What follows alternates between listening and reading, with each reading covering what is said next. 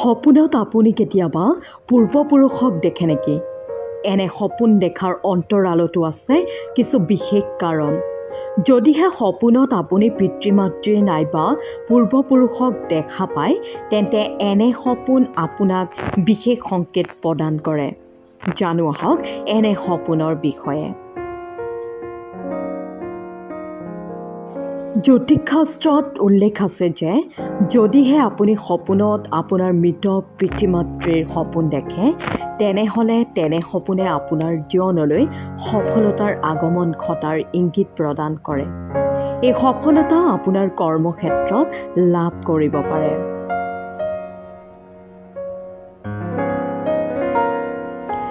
যদিহে সপোনত আপুনি পূৰ্বজক বাৰে বাৰে দেখা পায়, তেন্তে আপুনি বুজিব লাগিব যে তেওঁৰ কিছু ইচ্ছা আধৰুৱা হৈ আছে, নতুবা ভৱিষ্যতৰ কিছু ঘটনাৰ আপোনাক আভাস দিছে।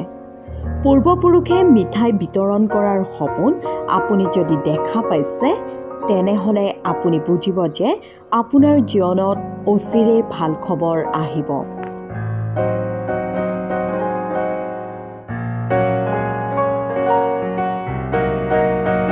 সপোনত যদি পূৰ্বপুৰুষে হাঁহি থকা আপুনি দেখা পাইছে, তেন্তে আপোনাৰ জীৱনত ধনাত্মক কিছু ঘটনা ঘটিবই।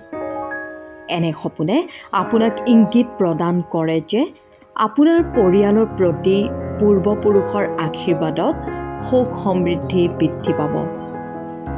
এনে সপোনে পূৰ্বপুৰুষে পৰিয়ালটোৰ ওপৰত কৃপা কৰি থকাৰো ইংগিত প্ৰদান কৰে।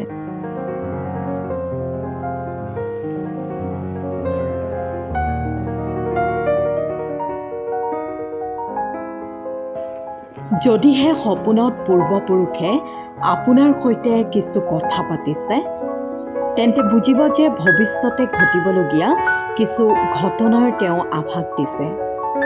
শাস্ত্ৰ অনুসৰি এনে সপোনে আপোনাক কোনো দুৰ্ঘটনাৰ পৰাও হাত সৰাত সহায় কৰে।